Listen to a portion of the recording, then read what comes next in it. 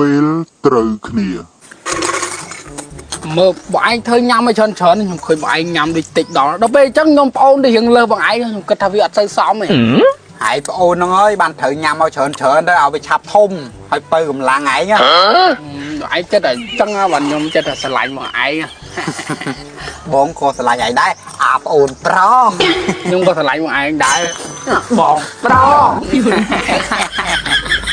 អាស្គាល់ហ៎ឃើញបងប្អូនគេស្រុកតែគ្នាអត់ដូចបងប្អូនយើងសោះបងប្អូនគេចិត្តភ្លើងហើយនឹងចិត្តសាំងមកឯងដល់ពេលយើងណែចិត្តទឹកចិត្តភ្លើងដល់ពេលអញ្ចឹងបងឯងទឹកខ្ញុំភ្លើងបងឯងទឹកដល់ពេលអញ្ចឹងវាអត់ចេះឆេះរត់ហ្មងដល់ពេលអាភ្លើងហើយនឹងសាំងប៉ះគ្នាឆេះទិលតាបងត្រូវដាំបាយជីសិនណាបងឯងទៅដាំមិនកើតអាថ្ងៃមុនបងឯងដាំហ្នឹងបងឯងដាំថ្ងៃហ្នឹងទៀតវាមិនសមតួខ្ញុំអ្នកដាំដាំអីអាការងារប៉ុណ្ណឹងទុកឲ្យបងដាំវិញខ្ញុំឆ្ងល់បងឯងដែរគាត់អារឿងកពីកពុកប៉ុណ្ណឹងបាច់ទៅដណ្ដើមបងអូនធ្វើទេបងអូនធ្វើបានទេគួយញ៉ាំនោះចាំបងទៅដាំហើយចាំអាឆ្ងាញ់បងឯងធ្វើអញ្ចឹងមិនសមបងឯងទៅដាំថ្ងៃមុនហ្នឹងឥឡូវអញ្ចឹងចុះអញ្ចឹងអូនឯងដាំបាយchắcបងលាងចានខ្ញុំចង់ឲ្យបងឯងលាងទៀតអីទេបងលាងឯងបើអញ្ចឹងបងអត់ព្រមទេឯងធ្វើទាំងអស់បងមិនព្រមតែចឹងធ្វើលក្ខណៈបងប្អូនល្អ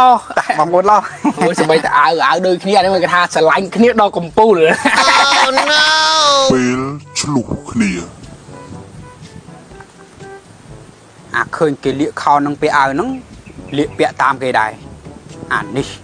ចេះតែកូពីពីគេមិនមែនណាទិញក្រោយគេសោះអីក៏សំដីលយម៉េះបើថាក្បាលអានេះមិនបានទិញទេស្មានអ្នកខ្លះមានអាវនឹងពាក់ឯងបាក់ស្អីហើយមានអាវនឹងពាក់វាតាក់តងជាមួយអញទិញអាវអញទិញនៅផ្សារអញមិនទិញពីឯងទេហើយអញទិញលុយអញហើយចុះខ្ញុំមាននិយាយថាបងឯងណាក៏រើសខ្លួនដាក់ម៉េះចុះបើមនុស្សមានតែពីរនាក់បើឯងមិនថើអញទេឯងថើពីណាឯងក៏កុំសាកសម្បើម៉េះហ៊ាននិយាយតែមិនហ៊ានទទួលខ្ញុំនិយាយមិនហ៊ានទទួលវាគ្រាន់បើជាអ្នកខ្លះបានធ្វើមកនិយាយប្រឆិតប្រឈៀងដែរអាប្រឆិតប្រឈៀងហ្នឹងជួនកាលវាឈឺជាងអាថាចំទៀតក៏ថាបានតែហ្នឹងគេថាមនុស្សអន់មនុស្សហ៊ាននិយាយថងបានធ្វើតែប្រឆិតប្រឈៀងពីក្រោយគេហើយនិយាយណាចង់មានន័យថាម៉េច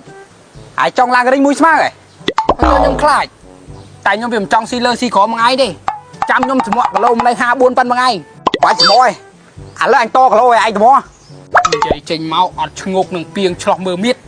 ខ្លួនឯងមានឡើងស្វិតតៃល្វៃគ្រាន់តែខ្ញុំផ្ទាត់តែប៉ុណ្ណេះក៏ដួលបាសជើងនេះសាមកផ្ទាត់មើលនេះហើយសាមកផ្ទាត់មើលមកនេះអញឈរឲ្យផ្ទាត់កុំតបងឯងបើថាប្អូនវិញច្រឹកចេញមកចេះច្បាច់កយងាប់សំដីបានណានិយាយមកគ្មានដឹងអាណាបងអាណាប្អូនទេហើយល្ងាចអីស្មានណាបានឯងទៅដាំបាយមិនដឹងទេបើថាឃ្លានបាយទៅដាំស៊ីខ្លួនឯងឥឡូវអញសួរឯងម្ដងទៀតឯងទៅដាំមួយក៏អត់ខ្ញុំទៅដាំក៏បានប៉ុន្តែខ្ញុំផ្កាត់ភ្លើងបងឯងត្រូវលាងក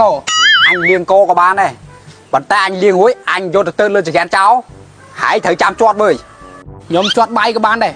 ប៉ុន្តែបងឯងត្រូវដុតភ្លើងដុតតឪពុះបានខ្ញុំជាប់បាក់អត់មានចៅអីទេហើយចោះចានគិតមិនចានអាណាស៊ីអានងលៀងទៅ